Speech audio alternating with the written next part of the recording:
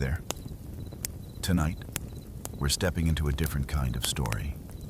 Not the shining legend, but the cold, heavy truth beneath the armor. You won't find dragons here or flawless heroes. Just a life built on duty, fear, bruises, and the quiet grind of surviving in steel through battlefields. Broken sleep, and the slow fade of glory. If this kind of storytelling helps you rest, feel free to like the video and subscribe, but only if it actually brings you peace. And let me know in the comments where you're listening from and what time it is. It's oddly comforting to know who else is drifting off to the same slow march through history. So, dim the lights. Let the fire in your imagination warm the stone walls. Settle in, and let's begin with the making of a knight. You are 7 years old when the path to knighthood begins. Not with a sword, but with a farewell. Your parents, proud and perhaps a touch relieved, send you off to serve in the household of a noble lord. There are no goodbyes written in ink or preserved in keepsakes. Only a pat on the shoulder, a bundle of clothing, and the weight of expectation settling on your small, still growing frame. No one asks if you are ready. In truth, readiness is irrelevant. You are a page now. The castle looms above you, stone towers stretching into a gray sky, its silhouette promising both greatness and hardship. The gate cracks open. What lies beyond is not a world of honor and glory, but one of scrubbing, serving, and surviving. Chivalry will come later, after years of fetching, carrying, and cleaning up after horses and noblemen with equally foul temperaments. Your duties are endless, from sunrise to well after dark. You run errands, sweep halls, deliver messages, and assist with meals. On especially lucky days, you're permitted to polish armor, which sounds glamorous until you realize it means scraping dried mud and horse dung from heavy iron boots. Your hands are blistered, your back aches, and the nights, they barely notice you. You are not yet one of them. You are the help. But even in these early days, training begins. Wooden swords are handed out like brooms, and bruises bloom across your arms as you spar with other boys who, like you, are eager to prove something. You're taught how to fall from a horse without breaking your neck. You fall often. Some days it feels like falling is the main lesson. No one praises you for bruising well, but they do scold you for weakness. You learn quickly, pain is to be swallowed, not displayed. Discipline is everything. Speak only when spoken to. Bow deeper to those of higher rank. Never question a command, no matter how trivial or humiliating. Your mistakes are corrected with the back of a hand or a week scrubbing chamber pots. One boy forgets to remove his cap in the presence of the lady of the house. He spends 2 days on his knees in the chapel praying for humility. No one forgets again. If your family is wealthy, a tutor may be assigned to teach you reading, writing, and perhaps a bit of Latin. Though the Latin mostly seems useful for understanding church services and inscriptions on tombs, if not, you learn by imitation. You listen. You memorize prayer. You copy letters with shaky hands when the steward is generous enough to share a scrap of parchment. Literacy is a luxury. Muscle and obedience matter more. Still, you learn. You learn which fork to use, though most prefer fingers. You learn to stand still for hours during court feasts, balancing platters of steaming meat while nobles talk politics and complain about the wine. You learn to stay invisible when tempers flare, and to disappear entirely when drunken knights start boasting about past battles. Every moment is an education in survival. Mornings begin with Mass. The castle chapel is cold year-round, and your breath fogs in the air as you kneel on stone floors and try not to fall asleep during the liturgy. Faith is not optional. It is as much a part of your training as swordplay. You are taught to fear hellfire, to respect the church, and to confess regularly. The priests speak of divine purpose, of holy duty. You nod along trying to stay awake. Mostly, you pray not to get sick. There are few remedies and fewer recoveries. Meals are brief affairs, usually consisting of bread, cheese, and meat if you're lucky. Vegetables are suspect. Many believe raw greens cause illness, and so you develop a steady diet of salted meat and dry crusts. You eat quickly, knowing your next task waits. On rare feast days, there may be roast pig or honeyed oat cakes. These days are remembered for years, like dreams glimpsed through smoke. In the evenings, the hall grows lively. Minstrels sing ballads, recounting tales of Arthur and Roland and saints who slayed dragons. You sit on the edges near the fire, trying to catch every word. The songs are meant to inspire, but you are too tired to be moved. You think more of your sore feet than of Keoalic deeds.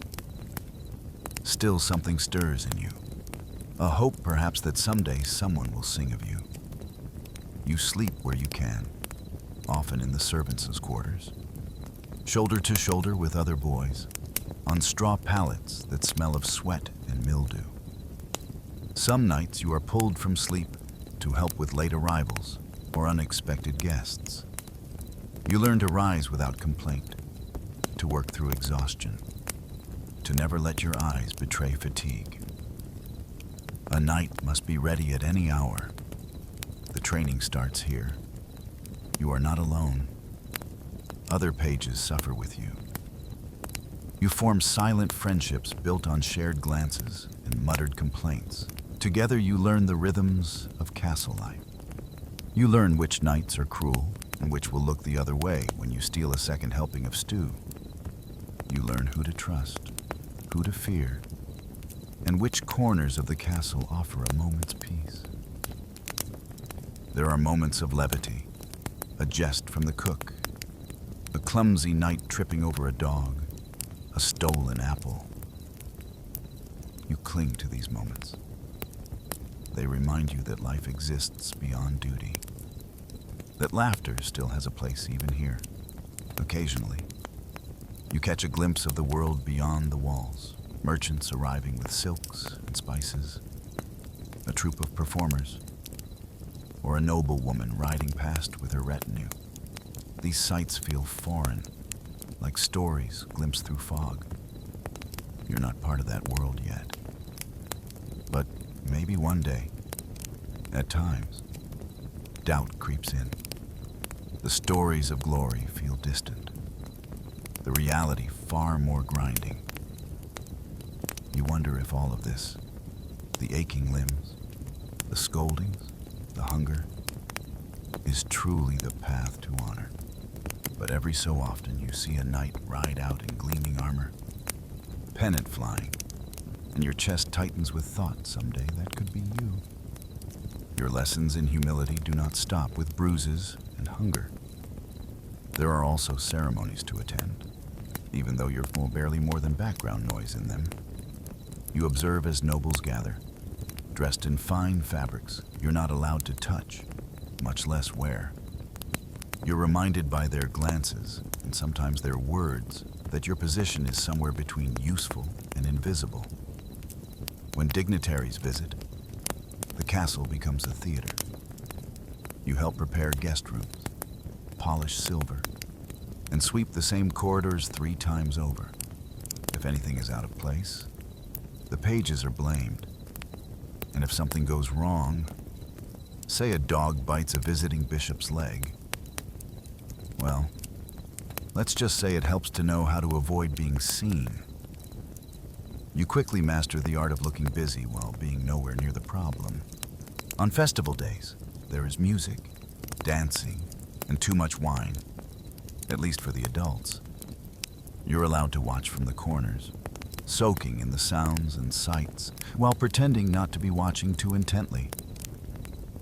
Occasionally, someone slips you a sweet meat or a bit of cake, and for a moment, the burdens of your position feel lighter. But these small kindnesses do not erase the reality. Your place is to serve, observe, and remember. Some pages find escape in books if they can read. The old steward's chamber holds a handful of illuminated manuscripts, heavy, bound in leather, and guarded as fiercely as the Lord's own armory. On lucky evenings, you're allowed to sit beside a fire and listen as an older scribe reads aloud tales of Roman generals or saints who endured unspeakable trials. These stories feed the mind while your body heals from the day's chores. There are warnings in Maritu, spoken in hushed tones or muttered by older servants.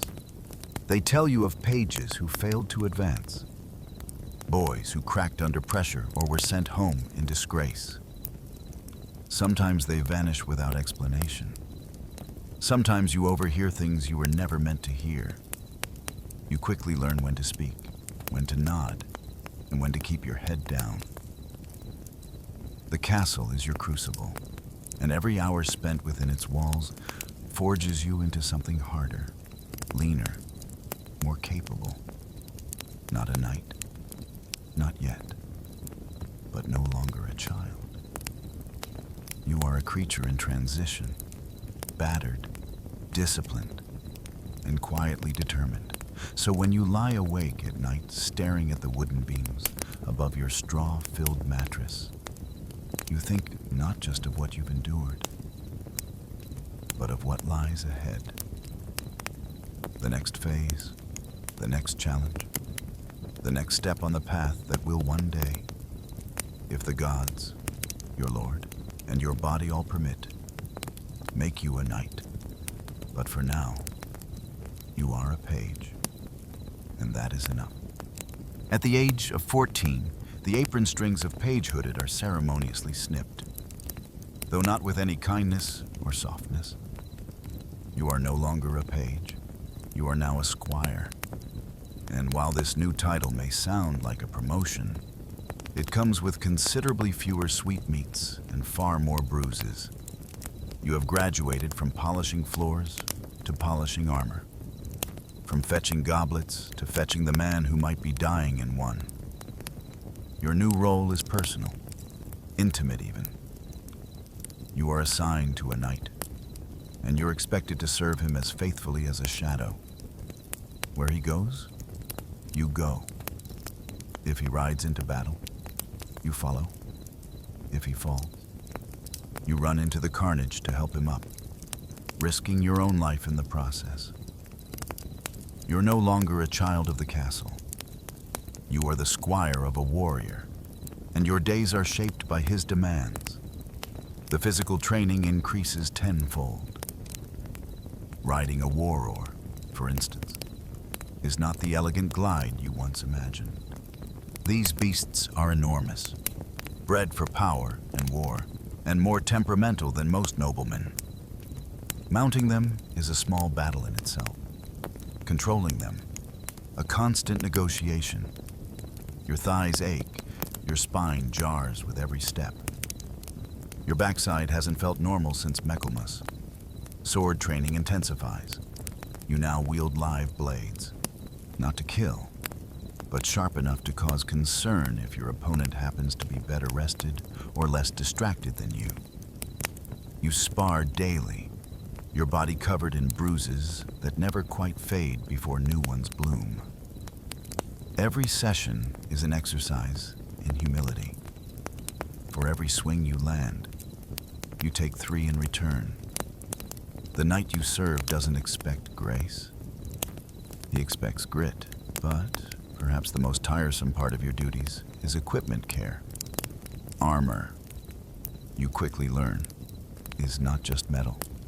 It is an ecosystem. Sweat, grime, and the occasional slug somehow make their way into the joints of plate mail. You clean it, polish it, inspect every hinge and strap. If the greavies pinch or the helmet visor sticks mid-battle, that's your fault. If your knight dies because you missed a cracked buckle, you'll likely wish you died first. Weapons need sharpening daily. Lances must be tested, shields examined for cracks. Your knight's life and your reputation depends on the absolute precision of your work. No one thanks you when everything goes right, but everyone notices when it doesn't. And then there are tournaments. They were romanticized when you were a page. Colorful affairs of trumpets and cheering maidens. Now you see the blunted swords break bones. You are the one saddling the horse, carrying the lances, wiping the blood from your knight's cheek so he can smile for the crowd. If he wins, you collect the prize money. If he loses, you collect his broken ribs and what remains of his dignity. When real war comes, and it does, you march beside your knight into mud, rain, and uncertainty. Campaigns are long, uncomfortable affairs. Food is scarce. Sleep is scarcer. Your armor, if you have any, chafes in places you didn't know existed. You begin to understand the real meaning of exhaustion when your limbs move only because you know you must. Battle is not glorious. It is a cacophony of screams, metal, and orders lost in the wind. The clash of bodies, the stench of blood and sweat, the sudden silence of a dying man. These become your education. You learn to distinguish between fear that sharpens you and fear that paralyzes. You pray the former shows up more often. You're not there to fight. Not yet. But that does not mean you are safe. When your knight is unhoored, it is your job to reach him, lift him, pull him out of danger. Imagine dragging a man in full armor, each piece weighing more than a holiday roast, across a muddy field while arrows fall like rain. It is not heroic. It is backbreaking. And the reward is usually just the chance to do it again, tomorrow. When your knight is injured, you tend to his wounds. If he is captured, you're expected to negotiate or deliver messages to secure his release. Sometimes this means dealing with men who would rather see him rot. You learn diplomacy not from tutors, but from necessity. Your words must be careful, your posture humble, your tone respectful. Even your silence becomes a tool. There are moments, rare but real, when you feel proud, when you lead your knight's horse into a camp and heads turn to look, when he nods at you after a battle, bloodied but alive. These moments are fleeting, like sunlight through arrow slits, but they matter. They keep you going. Back at the castle, your duties continue. You train younger pages, passing on the same hard lessons you once learned. You serve at banquets, help organize hunts, and remain at your knight's side whenever guests of importance arrive. Your sword is worn, your boots are cracked, and you move like a man twice your age. But you are no longer a servant. You are being watched, evaluated, measured.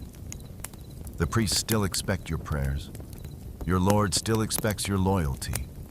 Your body expects rest, which it rarely receives. But there is no turning back. The only way forward is through. You begin to think about your own coat of arms. What colors, what symbols you dream about the moment of dubbing. The sword tapping your shoulders the moment you rise, not as a squire, but as a knight. It feels impossibly far. It feels inevitable. It feels both. Then there are the hard days. The days when you bury a fellow squire trampled beneath a war horse or run through by a lance that didn't look blunted enough. No one sings songs for squires. No one writes poems for the boys who almost made it. You learn to carry grief without showing it. You learn to keep working even as the ground shifts beneath you. If you are lucky, your knight teaches you more than battle. He teaches you how to think, how to judge a man's character, how to read a battlefield, how to lead. If he is wise, he teaches you when to speak and when to hold your tongue, how to pick your battle, and how to lose with grace. These are not things armor can protect you from, but they are just as vital. Winter brings new challenges. You now understand that a sword is only as effective as the hand that can still feel its hilt. Your fingers crack from cold, and the metal of your knight's armor feels like ice as you buckle it on each morning. Snow turns the training yard into a mire of frozen mud. Horses slip. So do you. You do not complain. The weather, like war, does not care how you feel. There is talk among the older squires, talk of glory, of rebellion in the east, of a king's summons.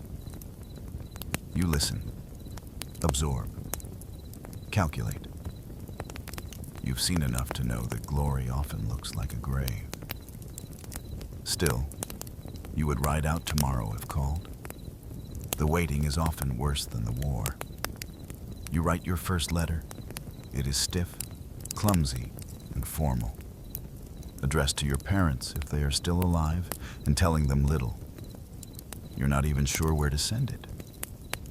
But writing it feels important, like anchoring yourself, like proving you're still someone beneath the bruises, sweat, and steel.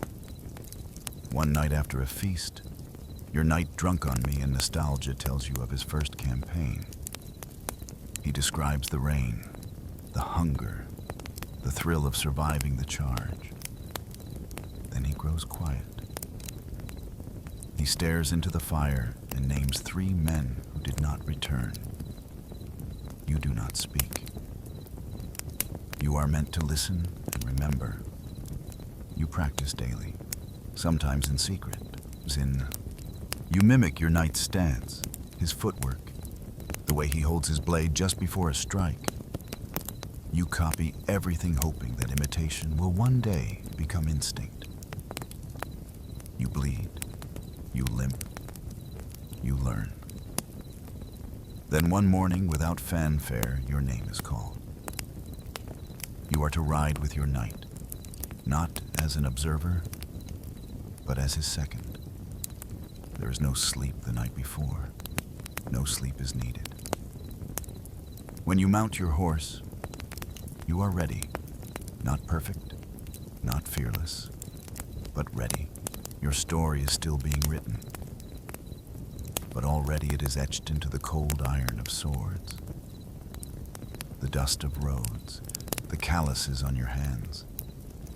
You are no longer a boy, not quite a man, but closer now. You are a squire, and you are becoming. You're 21 years old, or near enough. Some squires are Ned younger, some older. But the number doesn't matter half so much as the fact that someone in authority has finally decided you're ready. Ready to kneel, ready to swear, ready in theory to kill and die with a little more official ceremony attached. There's no sudden transformation. You don't wake up with a deeper voice or a firmer jawline. You're still sore from yesterday's training, still have mud on your boots and a scar across your shoulder that won't quite heal.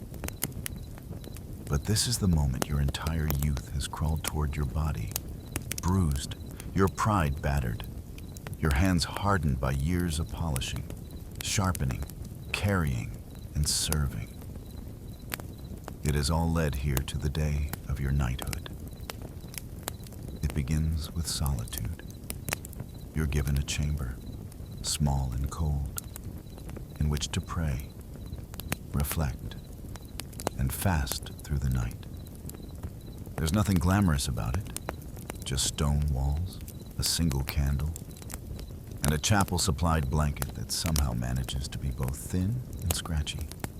You kneel on the floor, bones aching, stomach growling, and try not to think about the warmth of the kitchens or the scent of roasting pork wafting from below. This vigil is meant to purify the soul, to prepare you to accept the sacred duties of a night. You're expected to meditate on the responsibilities ahead. Defending the weak, serving your Lord, upholding the church. In practice, you spend as much time wondering whether anyone would notice if you had a sip of water or sat down for 5 blessed minutes. You're not alone in your discomfort. Dozens of squires have kept this vigil before you, some trembling with anticipation, others feigning serenity. You wonder which you are. You try to remember all the prayers, the creeds, the proper posture. You try not to think about the rumors of squires vomiting from nerves during the ceremony, or passing out mid-meal. That would be unfortunate. Memorable, but unfortunate. Come dawn, you are escorted to the main hall. It is transformed for the occasion. Banners hang, candles flicker. Nobles, knights, and priests gather in ceremonial dress, whispering politely behind gloved hands. A hush falls as you enter. Your name is announced. You kneel. Your lord, or perhaps the king, depending on your station, approaches. He carries a sword, a symbol of service and power. It may not be his own blade. Some lords keep a ceremonial sword just for this purpose, polished to a mirror shine and never used in battle. You try not to look too closely. You try not to shake. The sword taps your shoulders left, then right. The dubbing. In some traditions, you're also given a symbolic slap, a reminder of the physical and moral pain you must now endure without complaint. It's less of a blow and more of a firm pat. But the message is clear. A knight's duty is not to comfort, but to sacrifice. Then comes the oath. You speak solemnly, pledging loyalty to your liege, to God, and to the ideals of chivalry. You promise to defend the weak, to protect women, to speak truth, and to fight with honor. You repeat the words with as much gravity as you can muster, though you silently wonder how many knights still live by them. With the oath complete, you rise, not as a boy, not as a servant, but as a knight. The change is subtle, internal, and yet profound. People who barely glanced at you yesterday now nod in solemn approval. Your peers clap your shoulder. Your lord offers a tight-lipped smile, which by noble standards might as well be a standing ovation. There may be a feast afterward, depending on the wealth of your lord or the mood of the court. If so, you sit a little higher at the table, drink from a finer cup, and receive congratulations from nobles you once served wine to. Some squires are led on battlefields, their ceremony improvised amidst carnage. Others receive the full pageantry. Either way, the weight of the title settles on your shoulders, heavy as chainmail. Knighthood, as it turns out, is not a destination, but a doorway. The world does not slow down for you to enjoy your new status. Your duties expand immediately. You're now expected to lead men, not follow them, to make decisions, not simply obey, to ride at the front, not the rear. The same sword that dubbed you a knight is now yours to wield, and no one will double-check your choices anymore. If you err, it will be public and it will be costly. You're also now accountable in new ways. A knight's word is binding.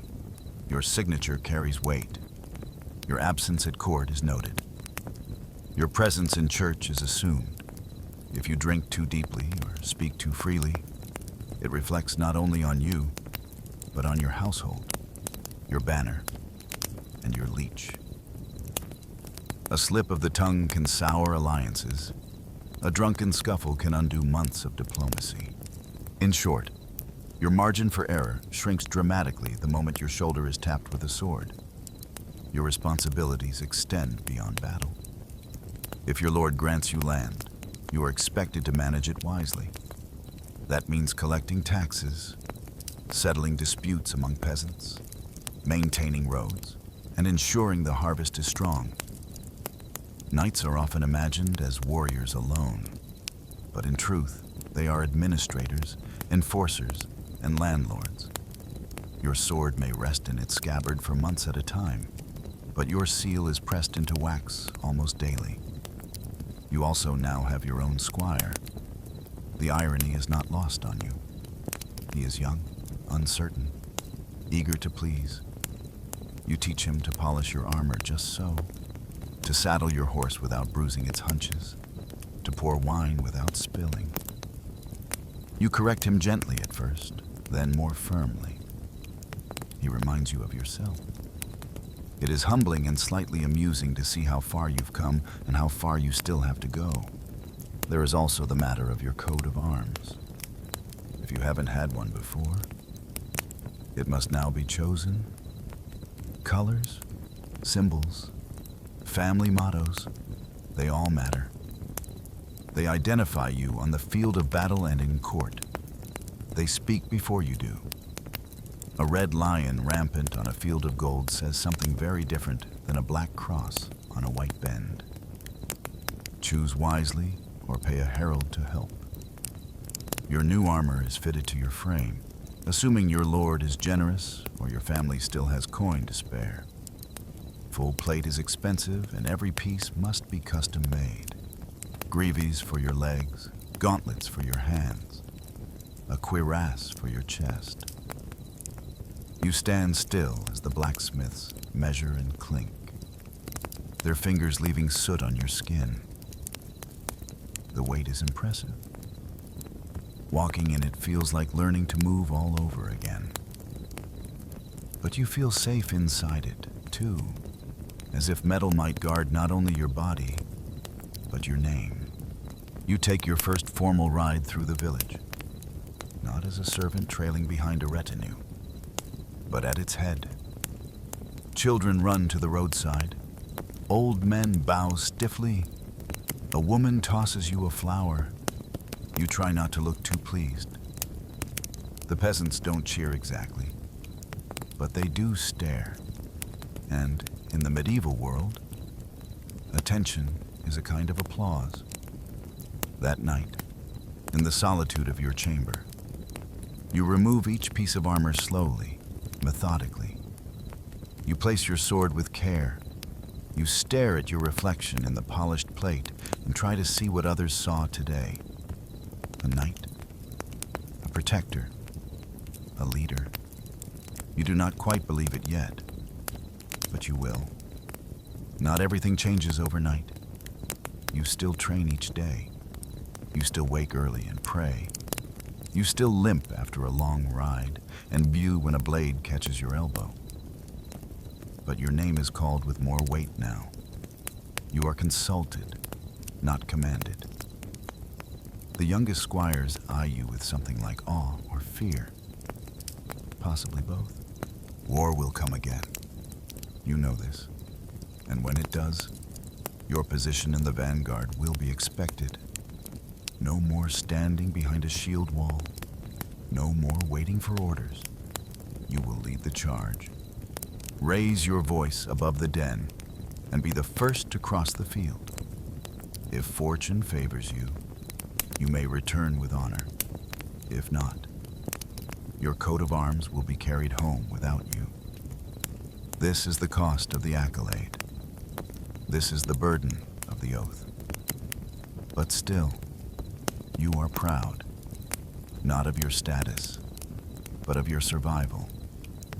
You endured the long years, the cold vigils, the humiliation, the training, the fear, and now you wear the title as a second skin. You are a knight, and your real service has only just begun. You do not become a knight and immediately feel powerful. You become a knight. And then you are handed 60B of steel and told to get on a horse. The first real lesson of knighthood is not how to fight, but how to walk, breathe, and not fall over in your own armor. At first, it's chainmail. They have interlocking rings that drapes over your shoulders like an iron tunic. It's not as heavy as it looks, but it clings to you, drags at your limbs, and catches every drop of sweat your body produces beneath it. You wear a padded gambeson, quilted linen stuffed with wool or rags, which smells awful after a single skirmish and worse after a week. But it keeps the mail from grinding against your skin like a cheese grater. As warfare evolves, so does your kit. Plate armor begins to replace mail. At first, just a breastplate and greaves, then pauldrons for your shoulders, van braces for your forearms, sabatons to encase your feet, articulated joints, riveted segments. Each edition designed to protect without pinching, though they almost always manage to do both. Eventually, you are sheathed in metal from crown to toe, and it's less like wearing clothes and more like being folded into a walking bell. The helmet is the worst. It muffles your hearing, narrows your vision, and steams up with your own breath. In battle, it protects your skull. Outside of battle, it functions mostly to give you a throbbing headache. Some helms have visors you can lift, which helps with breathing and spitting, though it also makes your face an easier target. Trade-offs are everywhere in armor. Mobility, surprisingly, is not impossible. You can run, squat, mount a horse, even roll if trained well. But everything takes effort. You are not agile, you are deliberate, and you quickly learn to conserve movement, like a man counting his last coins. After all, if your opponent wears nothing heavier than boiled leather, you'll be darting around while you resemble a mobile sculpture of George. Then there's the maintenance. Every piece must be cleaned, oiled, inspected. A single rusted rivet can jam a joint. A dented chest plate can buckle under a second blow. Your squire becomes blacksmith's apprentice overnight, scrubbing and hammering late into the evening. If he forgets a strap or fails to fasten your quizzes correctly, you notice painfully and immediately. And let's not forget the weapons. Your sword is your constant companion, but not your only one. It is not the slim rapier of modern imagination, but a broad, weighty blade meant for hacking, not fencing. Its edge is kept sharp, but not razor thin. Better to survive impact. You carry it at your side, but draw it only when necessary. The sword is both symbol and tool, and in your hand, it becomes an extension of will. Then there's the lance. A knight without a lance is like a fish without gills, useless in open battle. The lance is not delicate. It is a sharpened pole roughly 10 feet long, meant to be couched under your arm and driven like a battering ram into whoever's unlucky enough to be across the field. On horseback, it turns your momentum into deadly force, but it is also unwieldy, easy to miss with, and once broken, mostly good for poking campfires. The mace is a brutal companion, short, stubby, and blunt. No finesse, no elegance. Just a lump of iron on a stick, designed to cave in helmets and crack ribs. Useful when your enemy's armor laughs off blades. When subtlety fails, the mace makes its point with savage clarity. Axes are similar, less common among knights, more typical of mercenaries or those from northern stock. But in close quarters, an axe can hook a shield, split a helm, or drag a man off a horse. It's not considered gentlemanly. But neither, to be fair, is war. Shields serve both offensive and defensive roles. You carry one, usually kite-shaped or heater style, slung across your back or strapped to your forearm. It bears your coat of arms, a bright splash of symbolism amidst the mud and smoke. You learn to punch with it, to deflect, to absorb force. A good shield might save your life. A bad one might become your coffin lid. Siege weapons are a different beast altogether. Catapults, trebuchets, and battering rams handled by engineers and lower soldiers. You observe them more than operate them, unless you're particularly unlucky. But you'll learn to fear them. No armor can save you from a boulder. When battle comes, your kit is both savior and prison. On the charge, you ride with couched lance. Shield raised, visor down. Your world becomes a tunnel of noise and blur. Impact is sudden and absolute. You hit or are hit. You fall or you do not. And if you do fall, it is up to someone else. Perhaps your squire to drag you clear before the trampling begins, after the charge. If you are still upright, comes the melee, sword drawn. You engage man to man. It is not graceful. It is a mess of grunts, blood, and clanging steel. You swing, you block, you pray. You aim not for heroics, but for joints. Armpits behind the knees, visor slits, the weak points. Every knight has them. And if you don't find theirs, they'll find yours. In the aftermath, assuming you survive, you learn the lesser-known role of a knight repairman. You remove your armor piece by piece, every dent and scratch telling its own small story. If a rivet snapped or a strap tore, it's noted, recorded, and mended. Your sword is cleaned, inspected, re-oiled. Every weapon dulled must be sharpened. You don't sleep until your gear is ready again, because next time it could mean your life.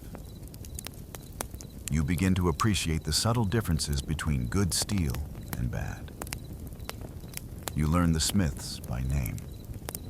The balance of a sword, the weight of a shield, the line where a helmet should rest against your brow, all become second nature. You grow fussy about details that once seemed trivial. The type of leather used in your gauntlets, the weight distribution of a new axe, the way a visor latches shut. Some knights personalize their equipment with flair, engraved pommels, crests etched into breastplates, gilt inlays. You may do the same if coin and vanity permit. But beneath the ornament lies the same brutal reality.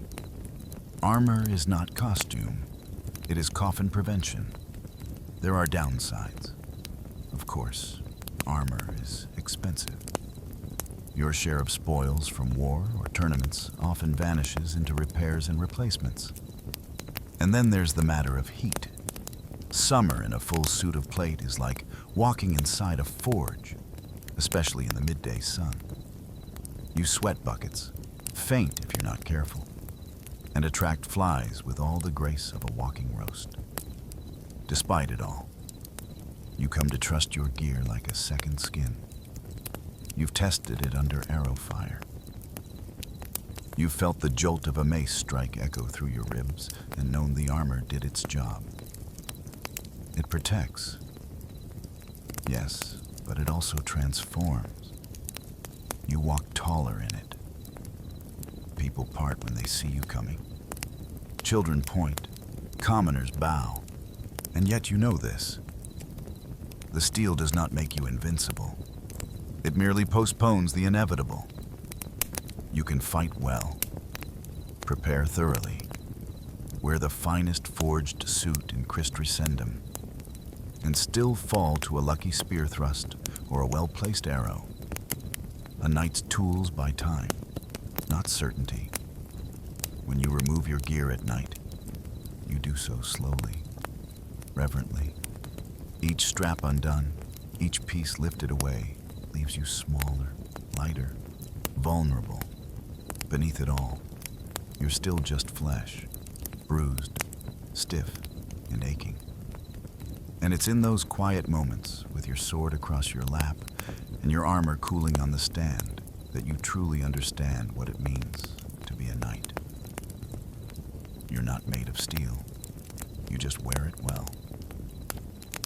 And so each day begins with the familiar ritual. Lifting, strapping, adjusting, checking. Your squire tightens the buckles and hands you your gauntlets, his eyes scanning for wear, for weakness. You nod silently and step once more into the shell of your profession, because no matter how tired you are or how many scars line your ribs, you are still needed, still bound to ride out, to raise your shield to stand between danger and those who cannot. This is the life you've built plate by plate, blade by blade. This is the weight you chose to carry, and you carry it well. You were told there was a code, a shining, noble creed to live by. Chivalry, they called it. The very word sparkled with promise like polished armor in morning light. It was meant to define what it was to be a knight. Bravery, courtesy, honor, protection of the weak, reverence for the church, a lofty ideal written in elegant scripts and praised from pulpit and poet alike. And then you rode into your first battle, watched a man in full heraldic splendor trample a retreating soldier, and realized the code is more of a suggestion. Chivalry in theory is a code of conduct, a moral compass for those who carry swords rooted in Christian values and feudal loyalty. It began as a way to temper violence with virtue. The church, ever anxious about the havoc wrought by idle knights, took pains to transform you from a hired blade into a holy defender. You were not simply to fight, but to fight rightly in practice. However, chivalry is like a tapestry, grand at a distance, but fraying up close. The official tenets vary depending on which chronicler or cleric you ask. But some themes remain constant. Protect the innocent, defend the church, serve your lord loyally, show mercy to foes who yield, be honest, avoid unjust wars, and honor women, particularly those of noble birth.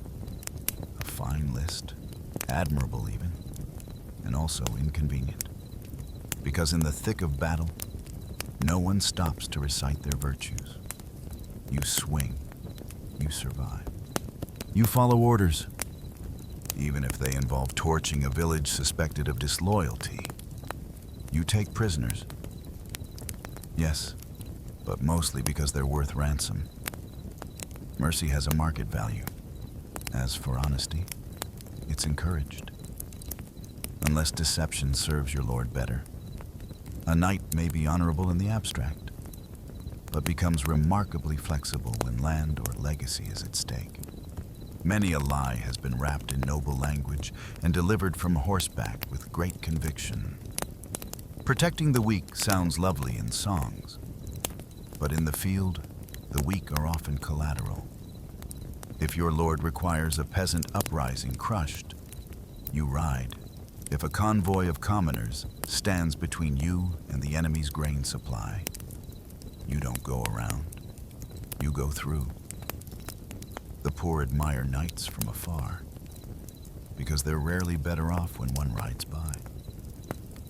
Then there is the matter of women.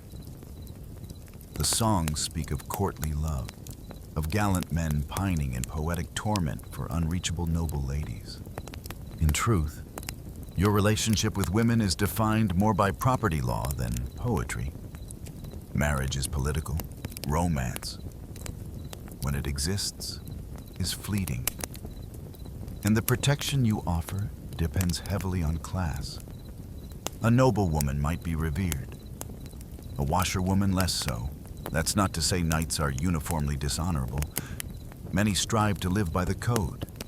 They pray, they tithe, they avoid unnecessary cruelty. But the world you inhabit rarely rewards restraint. A knight who hesitates to strike might not live to deliver mercy. A man who speaks the truth too plainly may find himself without land or head.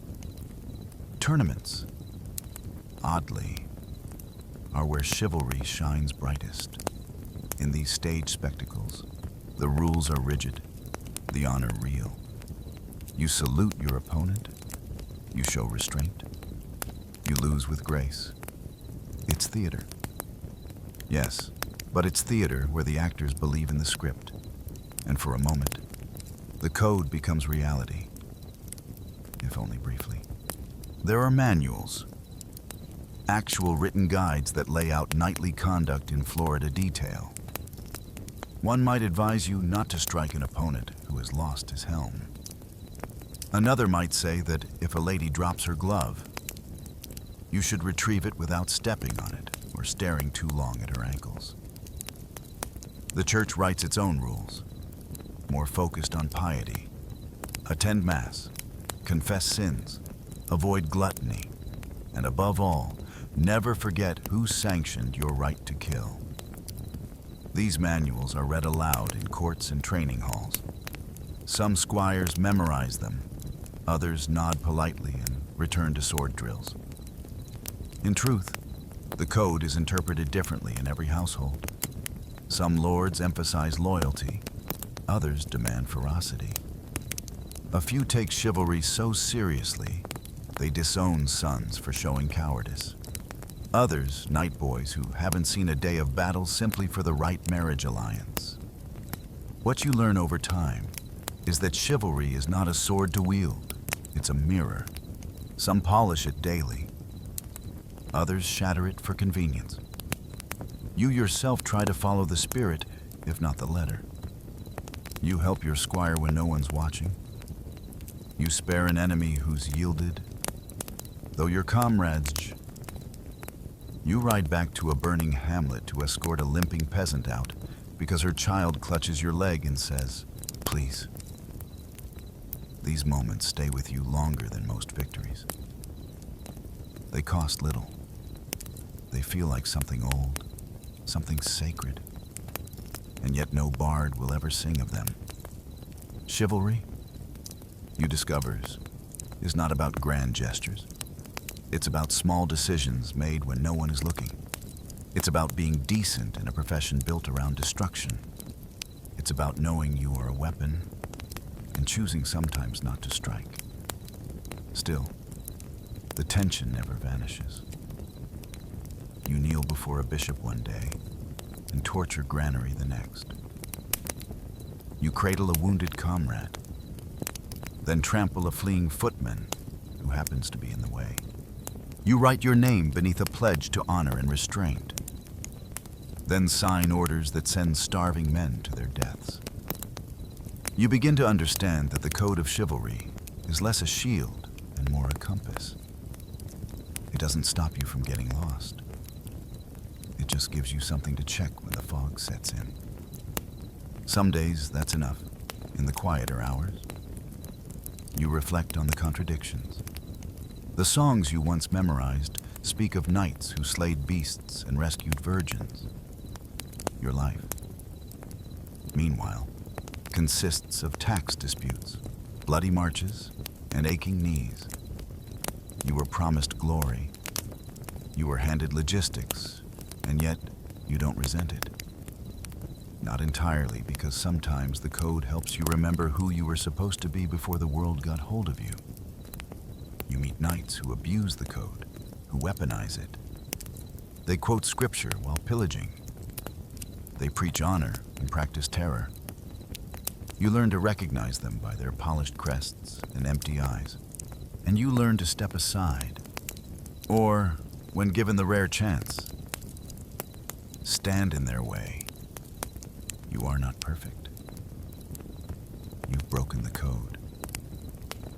You've struck men who had surrendered. You've taken spoils that weren't yours. You've stayed silent when you should have spoken.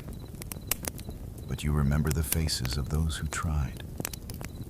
The knight who held a gate so a village could flee.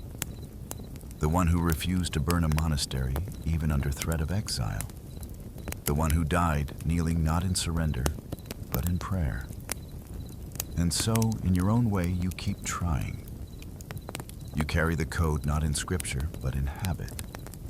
You pick it up like your sword each morning, knowing it may slip from your grip by nightfall. But reaching for it anyway, because without it, you are merely a killer. And with it, maybe, just maybe, you are something more. This is chivalry. Not what the minstrels sing, not what the priests preach, but what you try to practice in a world that gives you every reason not to. And so you ride, still bound to your oath. You defend your lord, fight his enemies, bury his dead, but you also feed your squire when the pantry runs low. You speak kindly to the old woman in the village who remembers when you were a boy. You return a dropped glove even when no one is watching.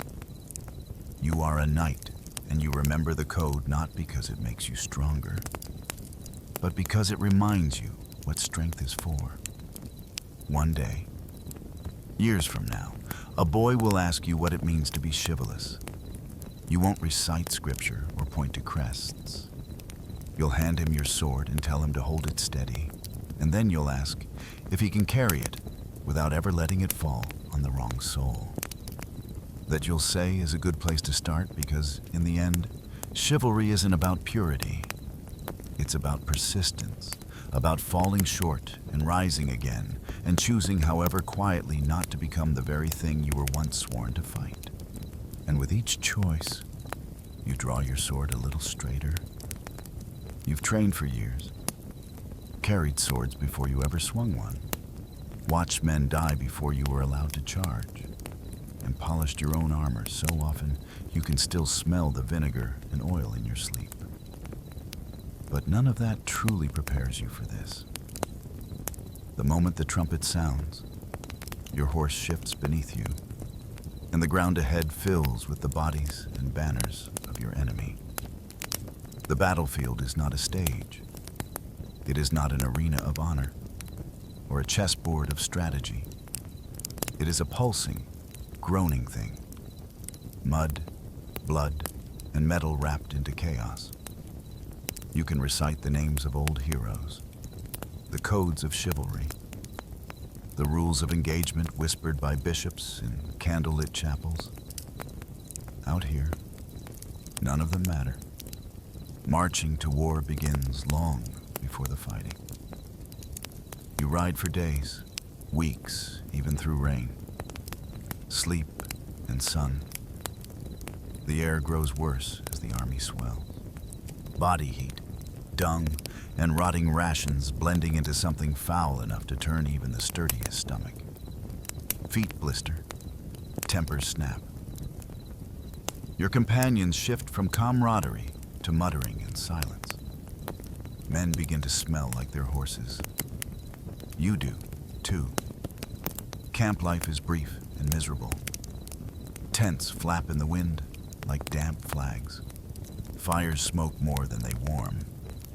You eat what's left: salted meat, hard bread, dried peas. Sometimes you're lucky, more often you're not. Clean water is rare, and when it isn't, you worry what's floating in it. Armor is cold in the morning, blistering by noon. You sleep with your boots on and your sword within reach, and then one morning, you crest a ridge and see them, an army array across the field, their own banners snapping, their knights glinting in the rising sun. This is it. Your commander gives orders, shouted and relayed. Everyone nods. Few truly hear them. Your stomach tightens. You check your horse's girth strap.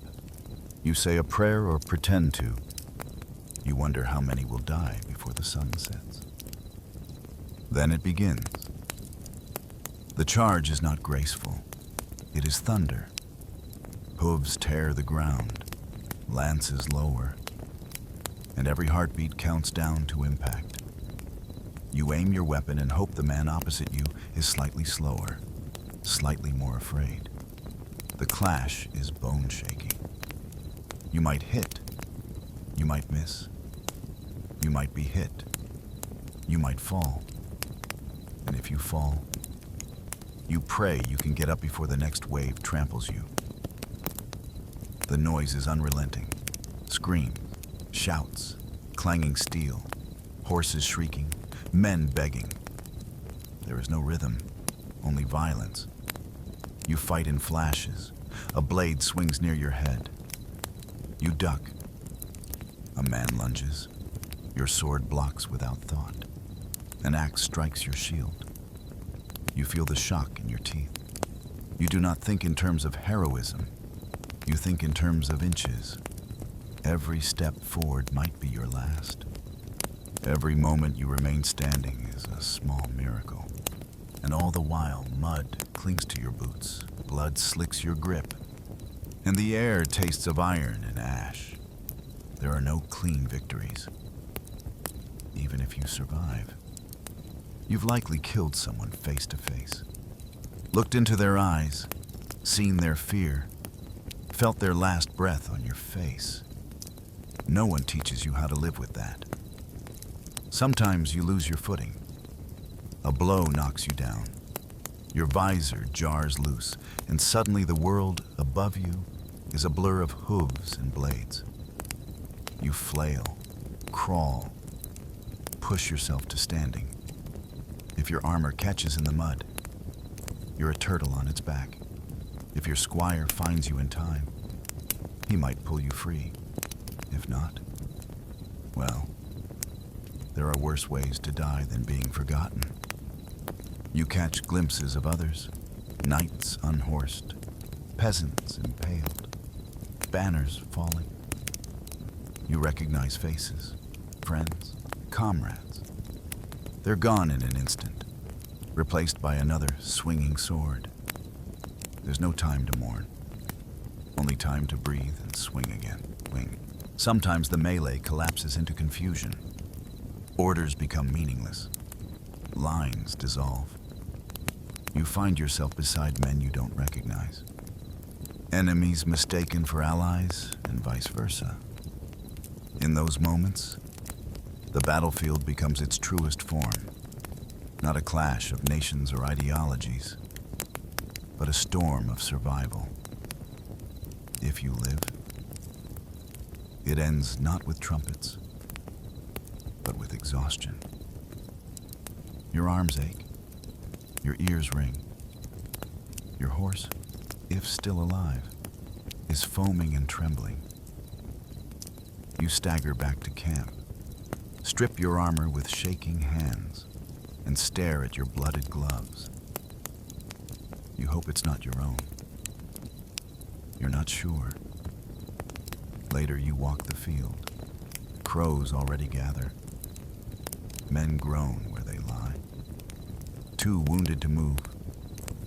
You try to help, but there are too many. Some you leave with water, some with a whispered prayer, some you finish because it is kinder.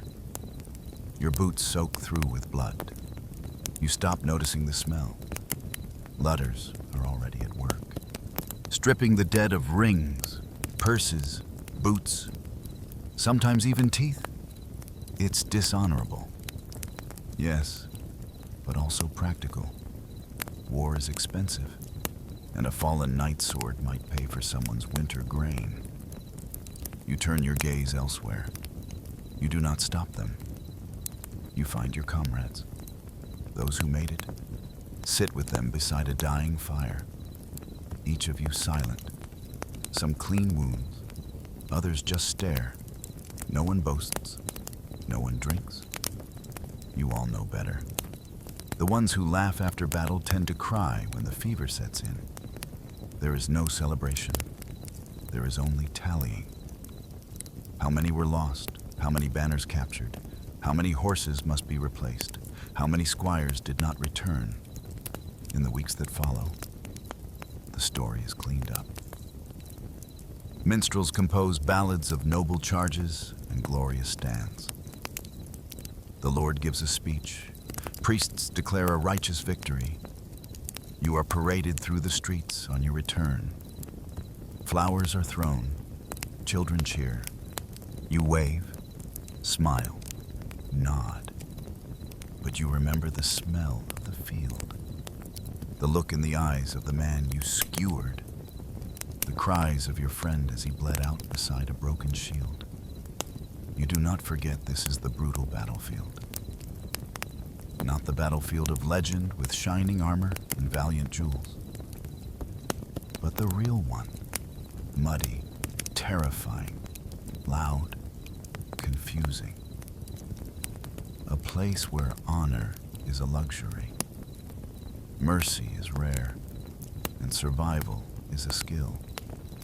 You're no longer simply a knight. You are a soldier, a veteran. And though you ride on, polish your armor, train your squire, part of you will always be there on that nameless field under that gray sky. Swords slick with blood and breath fogging your visor. That part of you never truly leaves. You try not to talk about it. What really happened? When new squires ask, you give them lessons in form, in stance, in strategy. You do not describe the sounds. You do not mention the shaking hands. Not because you're ashamed, but because words cannot make sense of it. And because part of you is afraid they'd still want it. But you prepare them all the same. You train them to keep their shield up even when they're tired, to watch their footing, to check the straps on their greaves twice, not once. These small details save lives. You know, you've seen the cost when they're forgotten.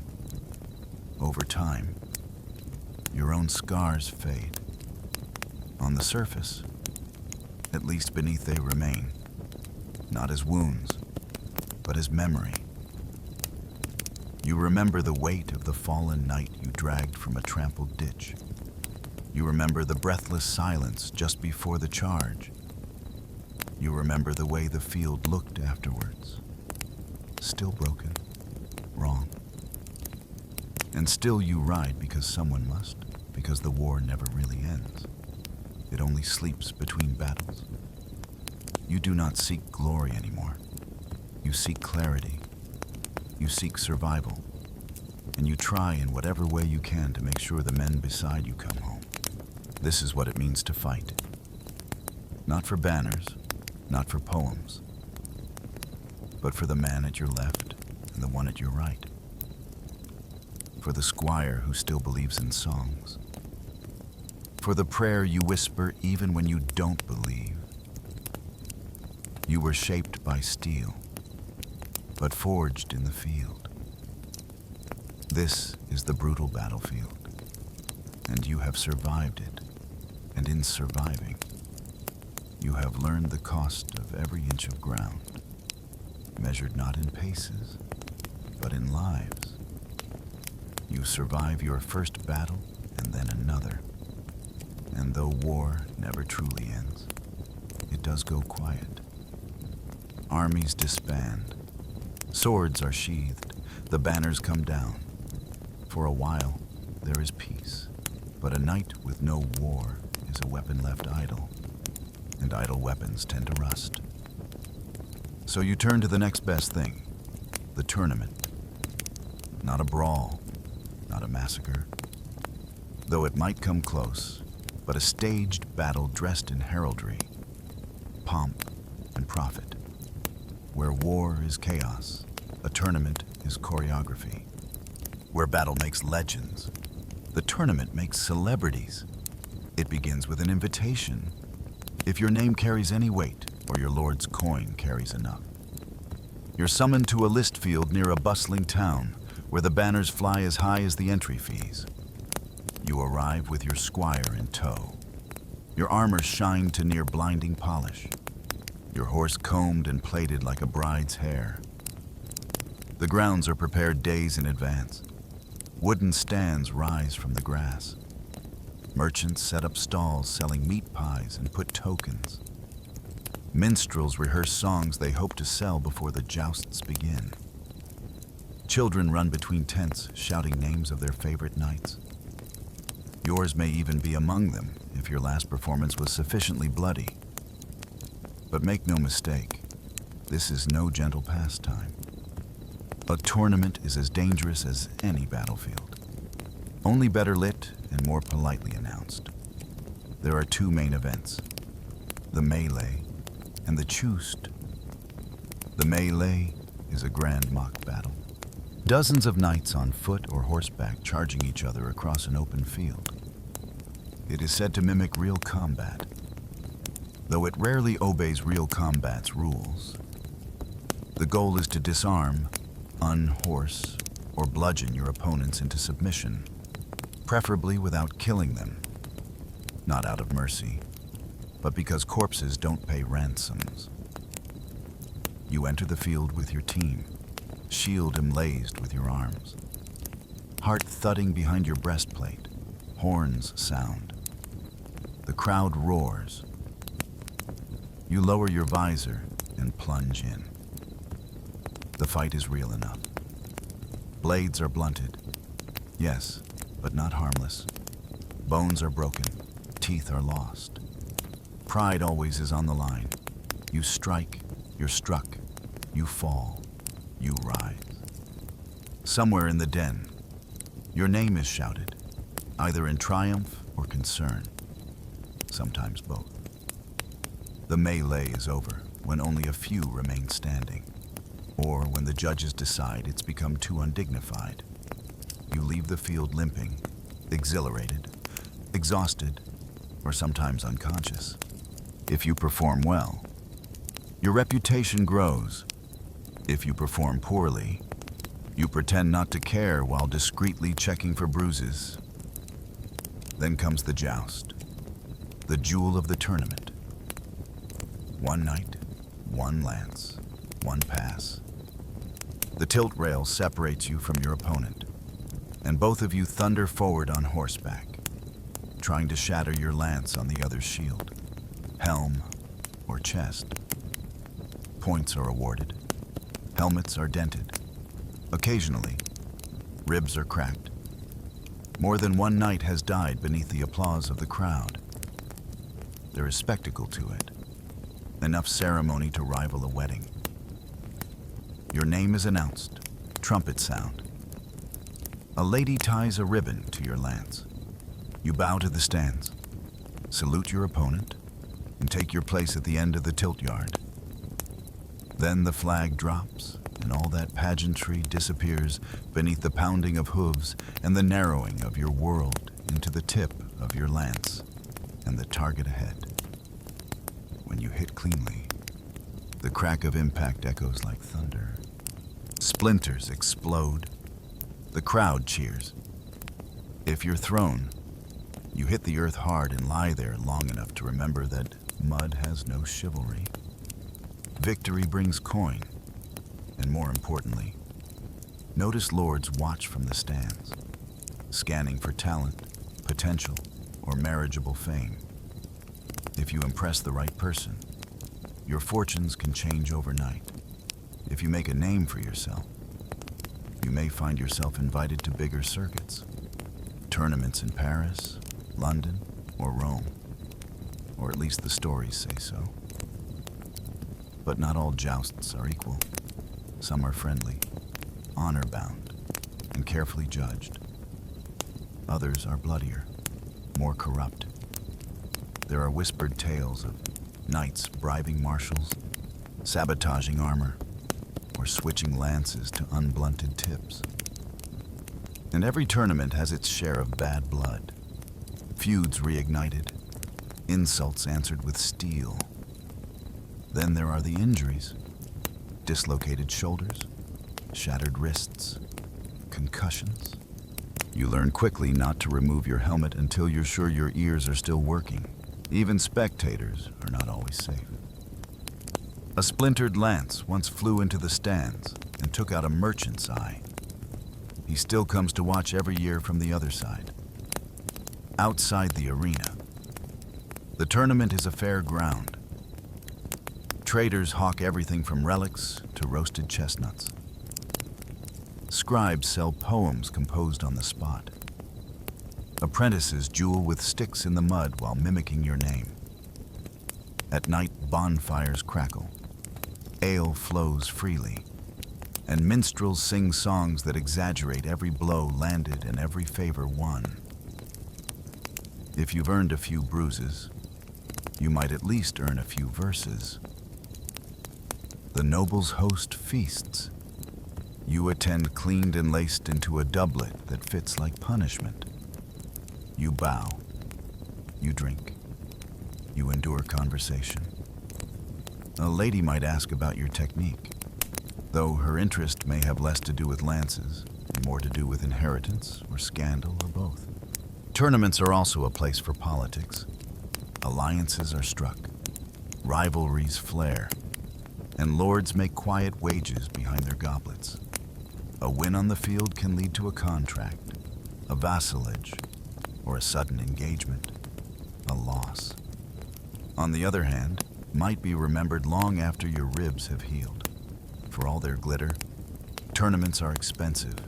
Entry fees, armor repairs, horse care, tents, and bribes. It all adds up. A poorly managed campaign can leave you poorer than when you arrived. Some knights take loans, some sell off land. A few turn to less savory methods. Gambling, extortion, even rigging matches. Still, you return. You always return because there's a thrill to it. A pulse that nothing else matches. Because the crowd remembers your name. Because a good tournament win can do what 5 years of border patrol cannot. It lifts you. It announces you. It makes you visible. And in a world where power rests in perception, visibility is everything. You ride in, you fight, you bleed, you bow. And when you win, you smile with broken lips. Because for one fleeting moment, you are not just a servant in steel. You are the main event. You are not at war, but you are in combat. This is the tournament circuit, and you are still standing. By the end of the week, your body is a ledger of bruises, scratches, and indignities. Your squire works late into the night restoring your kit. You spend the evening swishing watered wine, pretending your shoulder doesn't throb with every breath.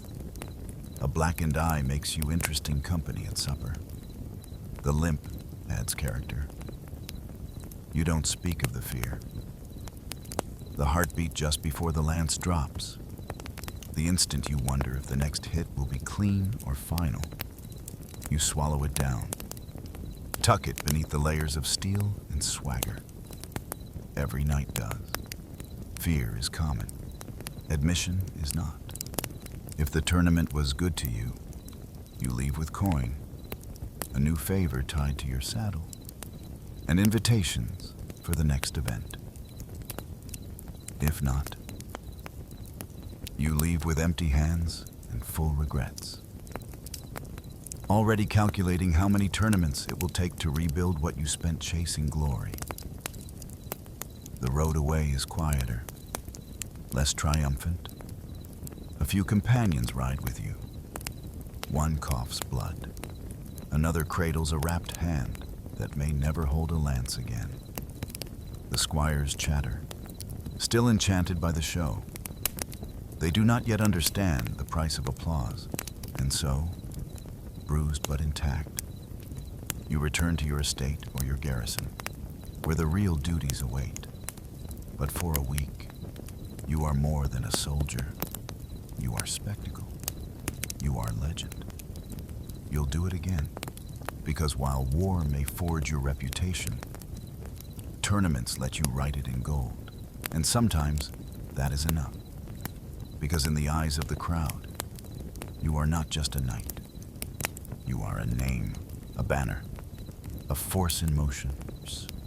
And for a brief, shining moment, everyone saw you shine. The trumpets fade, the tournaments end, the battlefield falls silent, and you return not to rest, but to something more complex. Responsibility, because you are not only a knight, you are also a lord's vassal, a landholder, an enforcer of law and order.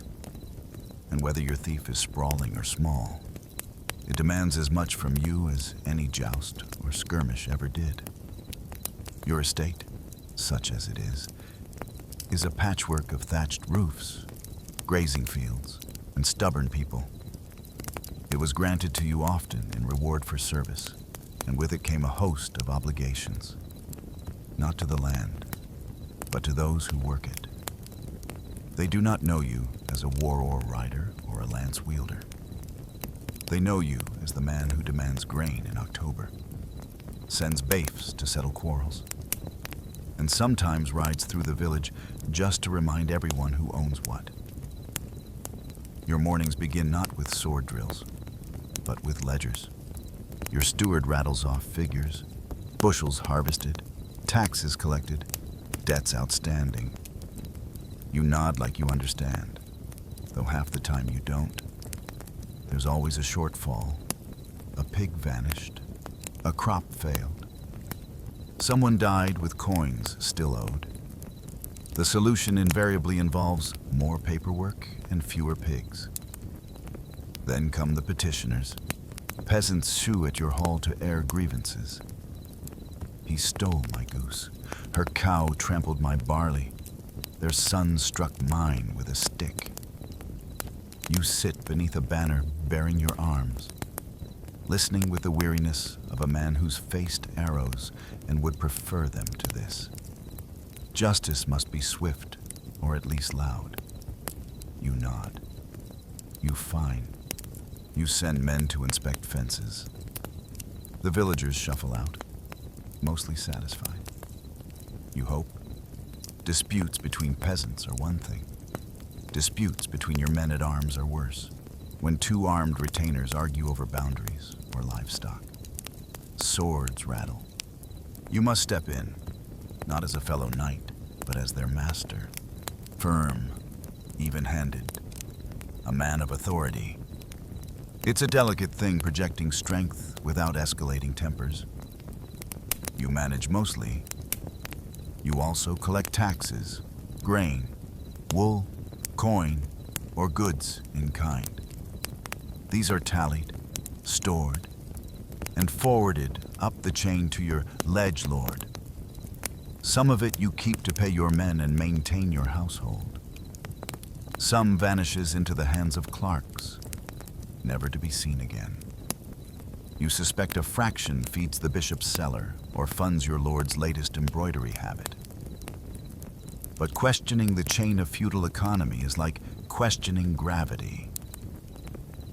You nod, sign, and send the ox cart on its way. Inspections follow. You own fields, riding slowly between rows of barley and flax. You speak to the reeve, the village-appointed overseer. who informs you of labor shortages and brewing discontent. You pretend not to hear the mutters from the hedge. About rents, about levies, about your fine new scabbard that probably cost more than a plow.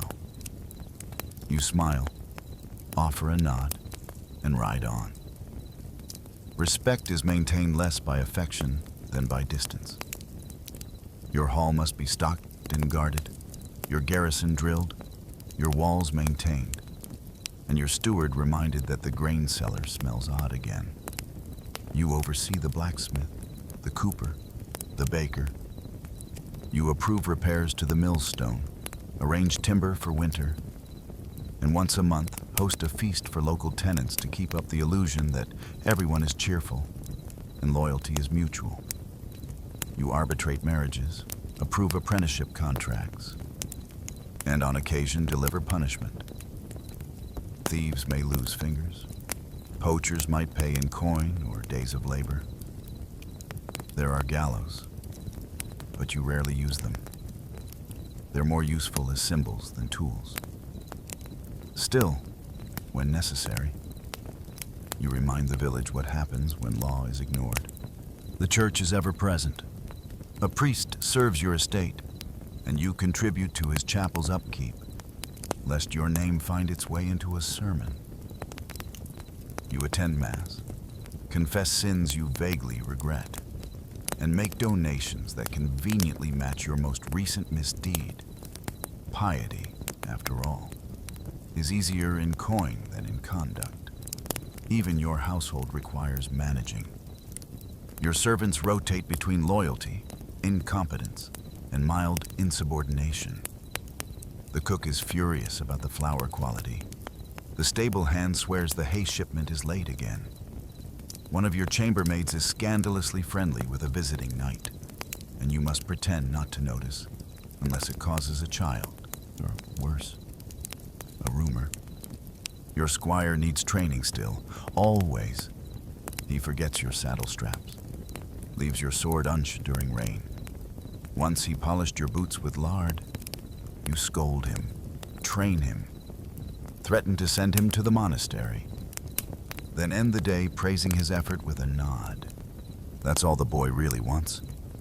Your wife, if you have one, runs her own part of the estate, organizing the kitchens, managing servants, keeping accounts. She is as sharp as your sword and twice as terrifying when crossed.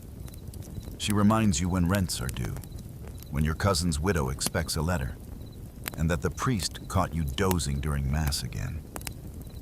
You learn to listen. You also learn never to suggest she host the next feast without preparing for a 3-day argument about table linen.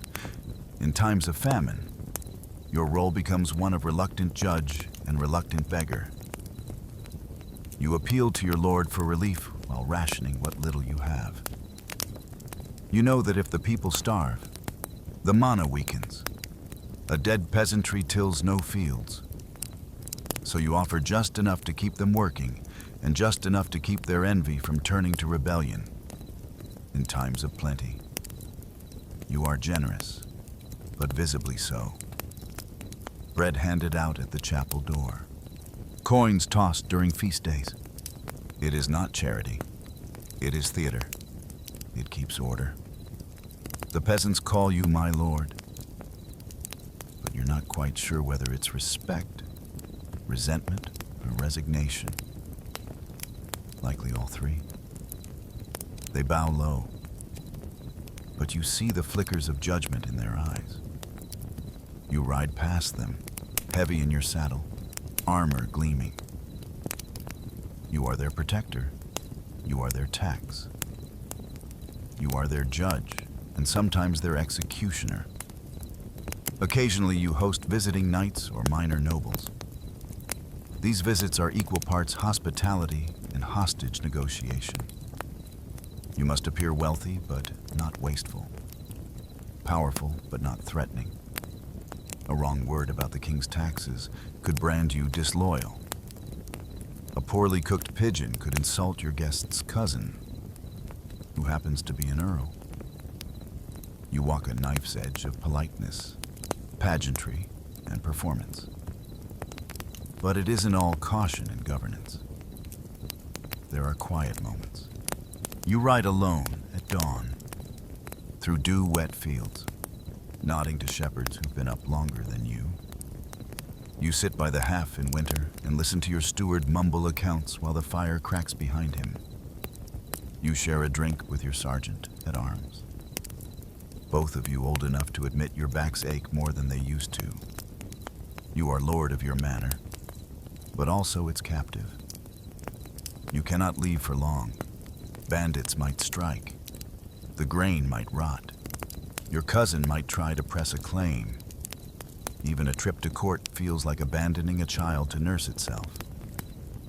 And when you return, something is always broken. A gate, a contract, a fence, a nose. Still there is pride in it. Not in the power, but in the structure. You keep this place standing. You feed 100 mouths. You settle disputes before they boil into feuds. You remember names. You attend baptisms, funerals, and harvest dances. You kneel beside the dying and sign contracts for the newlywed. You are woven into the land's rhythm, into its heartbeat. This is the other life of a knight. Not glory, not gore, but governance. And though it will never be sung by minstrels or carved into stone, you know the truth. A knight's blade defends his name, but his estate keeps it alive. Because in the end, when the sword is sheathed and the war drums fade, it is not your victories that remain.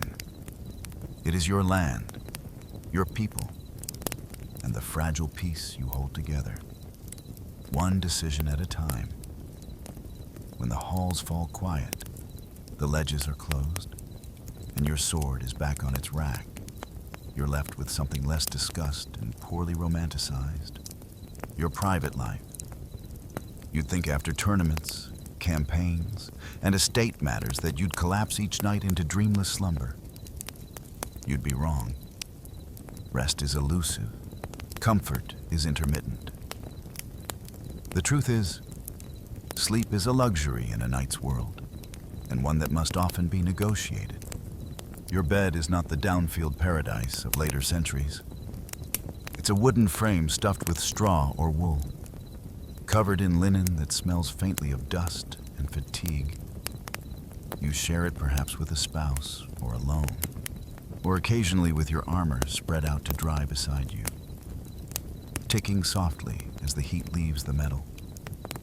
You do not sleep through the night. That isn't how things work. You sleep in shifts broken by prayers, patrols, and old wounds that ache more as the hearth burns low. Some nights you're summoned to settle a dispute in the barracks. Other times you simply lie awake replaying a tilt that went badly, or wondering whether the steward lied about the granary again. But it's not all gloom. There is laughter too, and warmth that does not come from fire. Your hall is more than a court of judgment. It's your half, your theater, your lounge. Minstrels sing by the fire.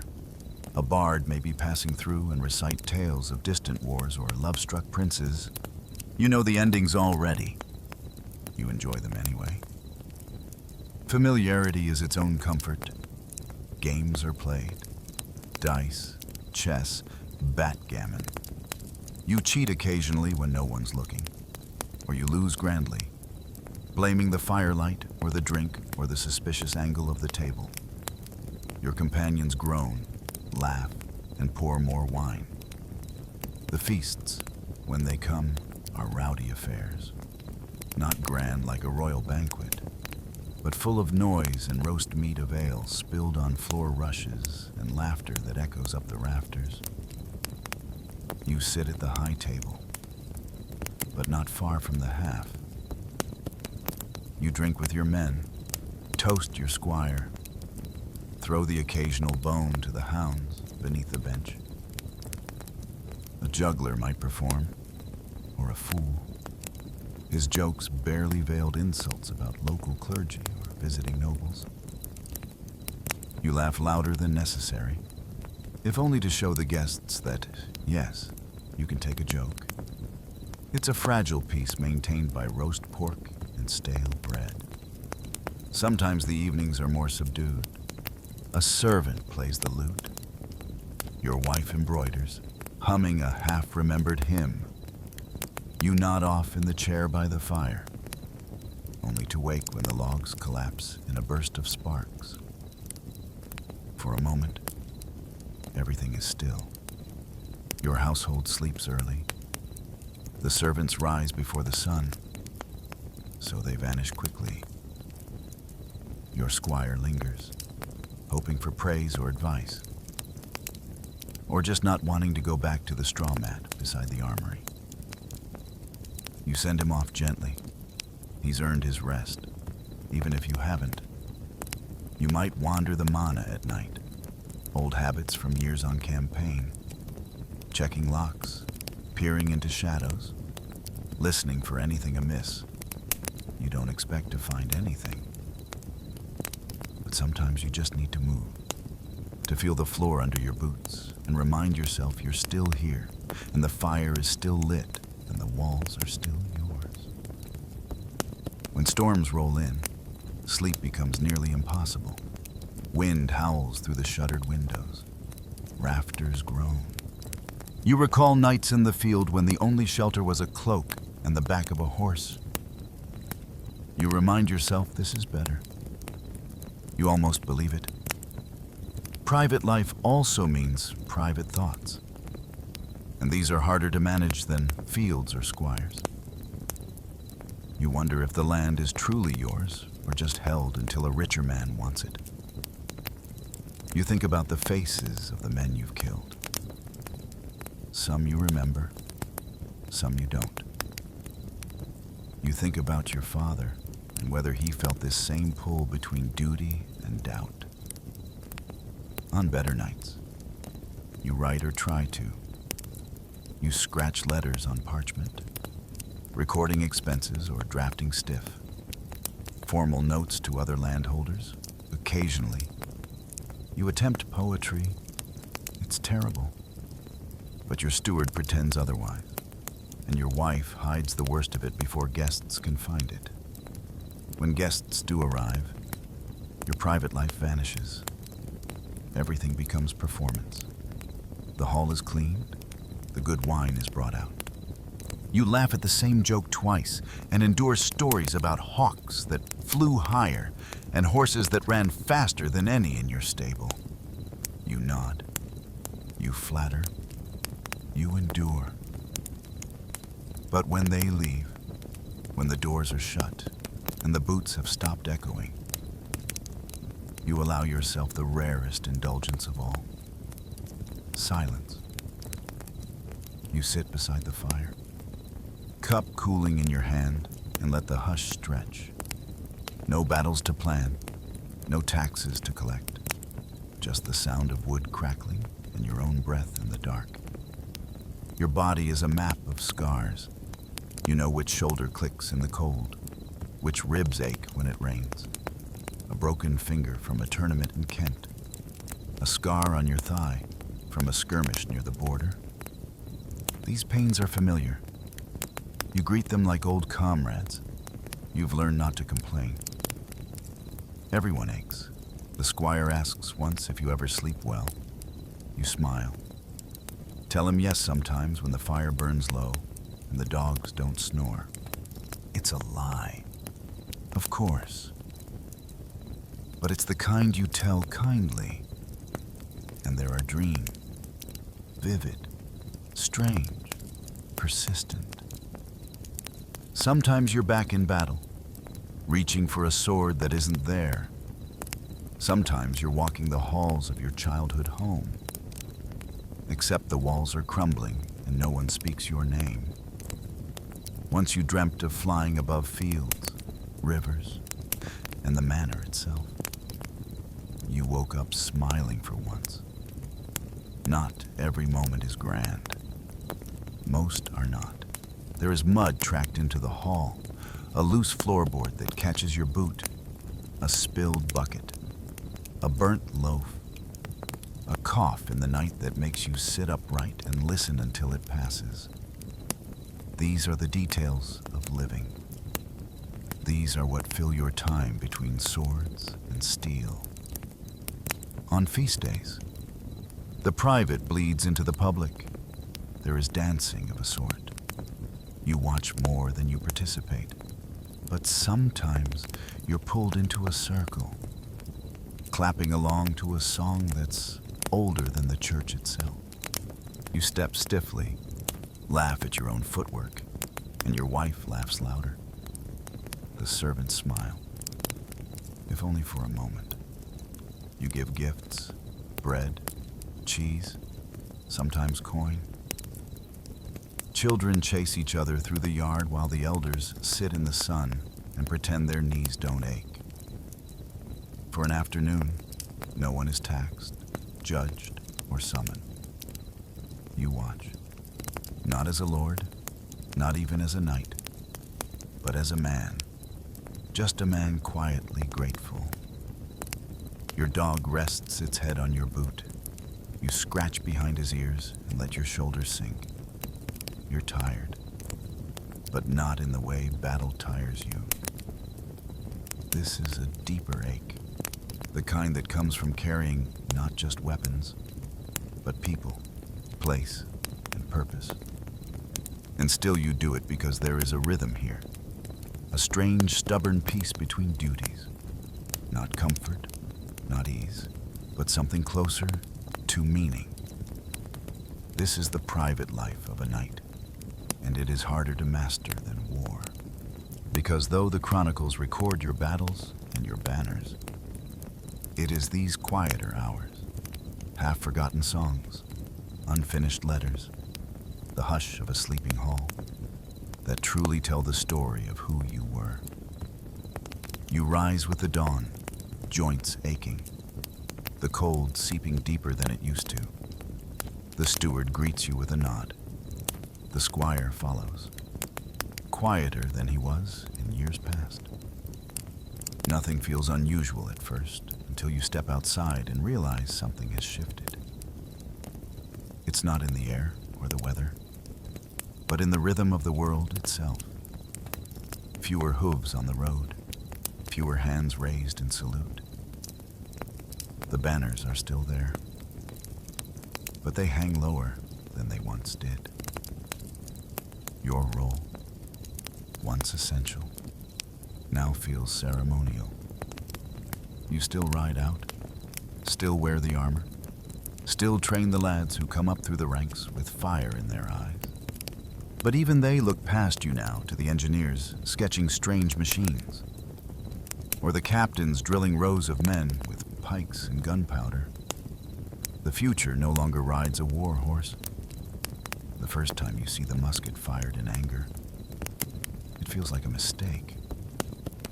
There's no nobility in it, no dance, no jewel, just a bang, a puff of smoke, and a man down. You watch it from a hill, flanked by your men, and say nothing. Later, you clean your sword anyway. Habit, perhaps, or defiance. The Lord, who summoned you once for every border skirmish, now sends word only in winter. Requests for grain tallies, for tax rolls, for reports on tenant movement. The battles still happen, but they are led by men with maps, not mail. Your presence is a formality. Your counsel, polite tradition at court. The great knights gather less frequently. The old names, the ones you memorized as a squire, fade from conversation. Those who remain arrive slower, their crests more faded. You share nods, not words. No one wants to say aloud what you all know.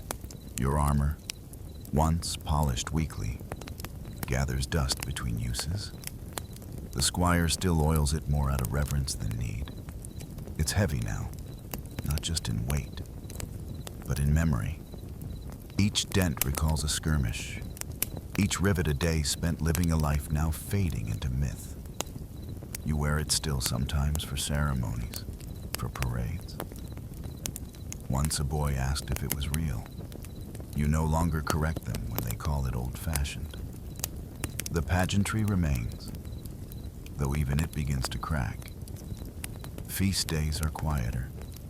Fewer nobles attend. Fewer heralds call out names with the gusto they once had. The songs still praise the days of knights, but always in past tense. You listen, nod, raise a cup. You smile when they glance at you during verses that begin with, "In days of you."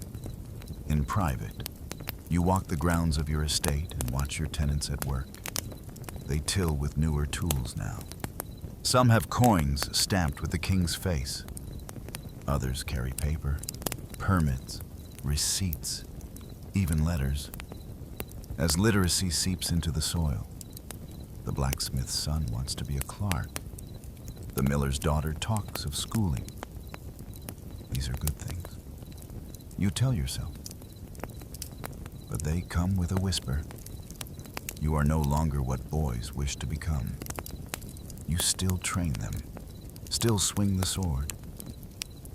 But it is harder now. Your shoulder stiffens in the cold. Your breath shortens on uphill rides. The blade feels longer, though it is not. You grunt more when rising, and the squire, now grown, looks at you the way you once looked at your own master, half with respect, half with readiness. Even the battles you called to feel different, you no longer ride in the vanguard. You're asked to observe, to advise. Your role is one of wisdom, not action. And while you appreciate the respect, a part of you still aches to charge, to feel the ground quake beneath your mount. You understand now.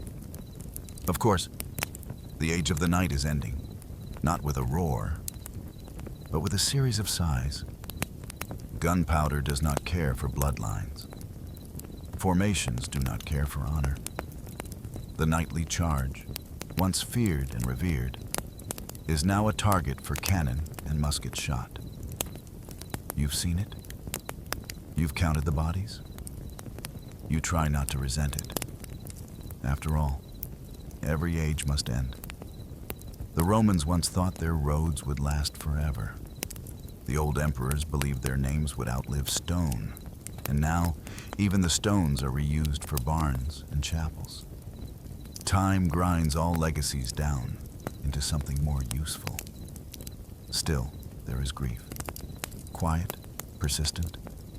You feel it when your sword no longer draws admiration, but curiosity.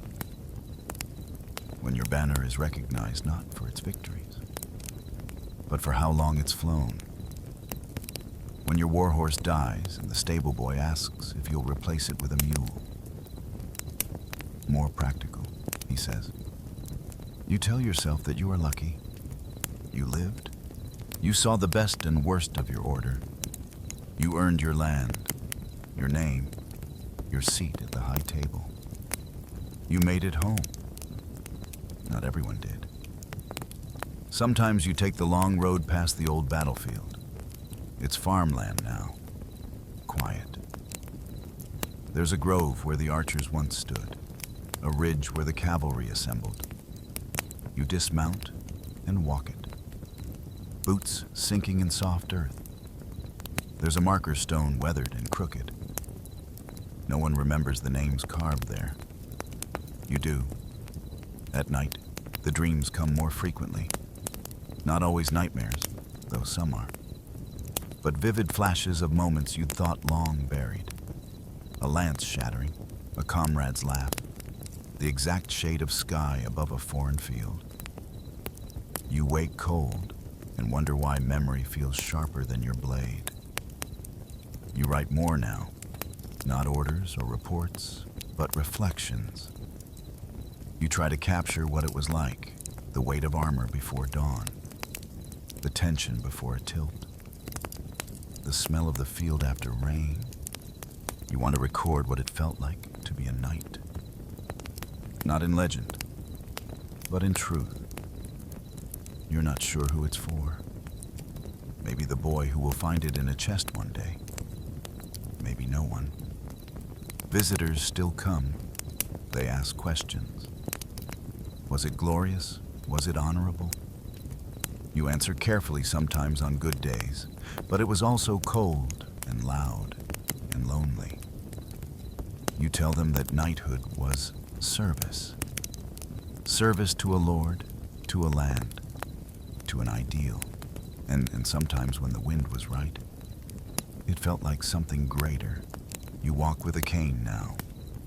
The squire, full grown, walks beside you and tries not to look worried.